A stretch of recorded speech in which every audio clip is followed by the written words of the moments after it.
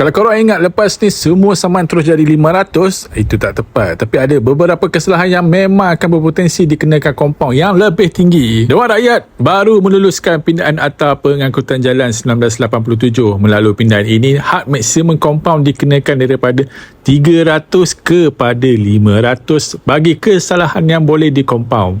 Ia melibatkan 700 jenis kesalahan trafik di bawah Akta Pengangkutan Jalan. Antara kesalahan yang sebelum ini sering dikenakan kompaun termasuk memandu ataupun menunggang melebihi had laju, melanggar lampu isyarat merah, tiada lesen memandu yang sah, tanda cukai jalan ataupun lesen kenderaan motor yang sah, memandu atau menunggang secara melulu, memotong barisan ataupun potong queue. Kesalahan-kesalahan ini sebelum ini mempunyai had kompaun maksimum 300.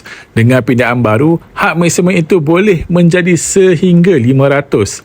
Tertakluk kepada yang ditetapkan oleh kerajaan. Jadi jangan salah faham, bukan semua saman automatik 500.